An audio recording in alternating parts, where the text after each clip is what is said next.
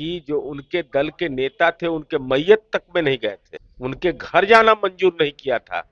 उस दुख की घड़ी में उनकी सुध नहीं लिया था कि जो विधानसभा उपचुनाव में जो परेशानी का सबब इनके लिए बना हुआ है, उसी बेचैनी में ज्वाइनिंग करवाया है। मैयत में नहीं गए, उसके बाद उनके परिजन के पास क्यों नहीं? ये सवाल तो राष्ट्रीय जनता दल के कोटे में दरपेश रहेगा। 420 के आरोपी हैं, कुछ मनी लॉन्ड्रिंग एक्ट के हैं, प्रिवेंशन ऑफ करप्शन एक्ट के हैं, कोतवाली से लेकर दिल्ली तक का मुकदमा है। अब वैसा आदमी कहेगा हमारा मान सम्मान घट, तो मानो सम्मान करा रहा होगा। 12 करोड़ 10 लाख का हम पर दावा किए हैं, तो हम अपना तीनों भाई के संपत्ति अपन किडनियों बेच देंगे शरीर ना, 12 करोड़ होने वाला नहीं है। आई गिदड़ भभकी से हम डरने वाले। अभी तो कितना घोटाला खोलेंगे कि पर्दा हटा देंगे, पर्दा। जेल में बैठा हुआ व्यक्ति को ले जाके कोडरमा लड़ा, राजनीति को कहां ले जाना चाहते हैं? बालू बालू बालू बोलता है। नीतीश कुमार जी की अध्यक्षता में आज एनडीए विधायक दल के यानी कहें तो सारे सांसद से लेकर हर किसी का आज बैठक दल है, जो एक नीतीश कुमार जी के सीएम हाउस पे जो सरकारी आवास है वहां पे बैठक है। और इसको लेके हम नीरज जी से बात भी करेंगे और साथ में ये भी बात करेंगे तेजस्वी यादव का नोटिस का ये क्या जवाब देते हैं और कैसे जवाब देते हैं। सबसे पहले आज एनडीए के घटक दल के साथ नीतीश कुमार जी की बैठक है। एनडीए के घटक दल की यह बैठक एक महत्वपूर्ण पक्ष इसलिए है कि लोकसभा चुनाव के पूर्व ऐसी बैठक नहीं हुई थी। तो लोकसभा चुनाव परिणाम आने के बाद जिसमें हमको शानदार सफलता मिली, तो बेहतर समन्वय हो जाए, साझा रणनीति बने और एक साझा बुनियाद के आधार पर हम आगामी विधानसभा चुनाव में जाएंगे। तो एक साझा नेतृत्व की ओर भी ये गठबंधन का एक स्वरूप है। तो अपनी उपलब्धियों के बल पर जो हमने काम किया है, जाति धर्म से ऊपर उठकर काम किया है, इन तमाम बातों की चर्चा होगी और जो भी निर्देश होगा उसका अनुपालन होगा। ऐसा कहा जा रहा है कि साहबुद्दीन की पत्नी हिना साहब और उसामा साहब आरजेडी में ज्वाइन किए, इसके लिए फिर से एनडीए में आज इतना बड़ा बैठक हो रहा है डर की वजह से। अभी इन लोग से डरता है कोई? ना, ना, अब कोई डरता नहीं। कोई किसी से नहीं डरता है बिहार में। कोई अपने आप को भ्रम में रखेगा कि हमसे कोई डरता है? सब लोग निर्भीक हो गया नीतीश कुमार जी के राज में। तो सवाल उनसे पूछिए ना कि जो उनके दल के नेता थे उनके मैयत तक में नहीं गए थे, उनके घर जाना मंजूर नहीं किया था। उस दुख की घड़ी में उनकी सुध नहीं लिया था। मौका मिला तो बदल गए। हमारी समझ से तो कारण एक ही लगता है कि जो विधानसभा उपचुनाव में जो परेशानी का सबब इनके लिए बना हुआ है, उसी बेचैनी में ज्वाइनिंग करवाया है। अब उसके क्या शर्त है नहीं शर्त है मैं नहीं जानता, लेकिन अल्पसंख्यक समुदाय यह जानना चाहता है कि आपके साथ लंबे अरसे तक वह पार्टी में रहे, उनके पिता, आप उनके बीमारी के हालात में उनका हालचाल क्यों नहीं लिया? सवाल नंबर 2, उनके मैयत तक में जाना क्यों नहीं मंजूर किया? मैयत में नहीं गए, उसके बाद उनके परिजन के पास क्यों नहीं गए? ये सवाल तो राष्ट्रीय जनता दल के कोटे में दरपेश रहेगा। ऐसे तो ज्वाइनिंग वाइनिंग होते रहता है। हिना साहब भी तो खुद कह रही थी कि उन्होंने मेरे पति के मरने के बाद मुझे अकेला छोड़ दिया था, कोई हाल चाल तक पूछने वाला नहीं था। अब तो इसका जवाब वही देंगे ना भाई, हम कैसे जवाब देंगे? अच्छा, ऐसा कहा जा रहा है कि जो उपचुनाव को देखकर नजर में रखकर हिना साहब को आरजेडी ज्वाइन कराया गया कि कुछ फायदा यही हो। तो सबको लगता है, सबको तो यही लग रहा है। जी। लेकिन जनता तो बहुत सचेत रहती है ना, पहचानती है। ये सब लोग का रंग पहचान गई। जमीन लिखवावे समय ज्यादा वो मुसलमान के रूप बक्से बक्सा है, लोग किसी को बक्सा है भाई में भी सबका शरीर से खून खींच लिया है। अच्छा, आप तेजस्वी यादव पे आरोप लगाते हैं कि सैलरी घोटाला हुआ आपके ऊपर, मानहानि का 12 करोड़ 10 लाख का केस कर देते हैं। अच्छा, मान सम्मान तो उसका न होता जिस पर मुकदमा नहीं रहता है। 11 को तो मुकदमा इन पर पहले ही है चुनावी हलफनामा में।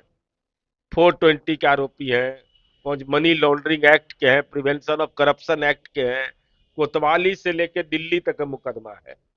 अब वैसा आदमी कहेगा हमारा मान सम्मान घट गया है, तो मानो सम्मान करा रहा होगा। अरे भाई, जो सच है वो कबूल करिए। नोटिस से हम डरने वाले हैं? अपने जीवन में, सार्वजनिक जीवन में पहला नोटिस दिए है ना, पहला किसी व्यक्ति को नोटिस दिए है उसके, वो हमको दिए हैं, तो हमको छेड़ दिए हैं। जवाब दीजिए नेताजी, जवाब चाहिए बिहार को कि जब आप विधायक नहीं थे, बिना पद के थे, तो आप 5,08,019 रुपया आपका वार्षिक आय था। जब विधायक बनते हैं आप तो 39,80,490 रुपया, फिर हो जाता है घट के 34,70,220 रुपया, फिर घट के हो जाता है 10,93,040 रुपया, फिर घट के हो जाता है 1,41,750 रुपया, फिर घट के हो जाता है 2,89,860 रुपया। मैंने 11,812 रुपया 50 पैसा इनको मिल रहा था 18-19 में प्रति महीना, जबकि बेसिक वेतन है 50,000। हम भी है ना विधायक, ती छिपाए का है। अरे ईडी से इतना डरता है आदमी, क्या होगा? ईडी या सीबीआई कोर्ट में पुकारे न होता होगा, जो हम लोग को नसीब नहीं हुआ है कि तेजस्वी यादव पिता लालू यादव हाजिर हो। ये तो सुनना पड़ेगा। आपके पिता एक ऐसी शख्सियत के रूप में जाने जाएंगे जो आने वाला इतिहास दर्ज करेगा कि लालू जी आपने परिवार के अधिकांश सदस्यों को कोर्ट कचहरी तो पहुंचा दिया। आप कर रहे हैं और लालू यादव को भारत रत्न देने की मांग की जा रही है। अब अनमोल रत्न है ये, भारत रत्न बहुत छोटा चीज है। तो जननायक कर्पूरी ठाकुर जी को मिला, डॉक्टर भीमराव अंबेडकर को मिला, ये तो सीबीआई के रत्न है, ईडी के रत्न ही, होटवार जेल के रत्न ही, बेउर जेल के रत्न ही, रत्न वंशवाद के रत्न ही, परिवारवाद के रत्न ही, अराजकता के रत्न ही। जानते हैं कि नहीं? आजकल सुनते हैं कि रोज जाते हैं का तो मेरीन ड्राइव जी, टहलने जाते हैं। टहलने जाते हैं, उधर जाकर बुदबुदाते होंगे अकेले में कि भाई काम तो तुमने किया है, गलती हमसे ही हो गई कि महुआ बाग में तो जमीनमा ले लिए, इधर जमीनमा नहीं ले पाए। नीतीश जी के धन्यवाद हृदय से अंदर से देते होंगे। अब बोले कैसे बेचारे, दबाव में है परिवार के, लेकिन जरूर कहते होंगे कि मुख्यमंत्री नीतीश कुमार जी ने काम तो किया है। पूरा मेरीन ड्राइव पर घूमते होंगे, हवा लगता होगा, अब बुदबुदाते होंगे, लेकिन मन में कचोट रहता होगा कि महुआ बाग में धनौत में तो जमीनमा लिए, इधर मेरीन ड्राइव तरफ जमीनमा नहीं लिए। अब तक जानकारी हो सकता है लिए हो तो हम नहीं जानते हैं। अच्छा, आपको तेजस्वी। स्कोप भी नहीं लेने का है, जी। क्योंकि अब ऑनलाइन कर दिया नीतीश जी, धरा जाइएगा धड़ाक, जमीन लिए कि पकड़ लेंगे धड़।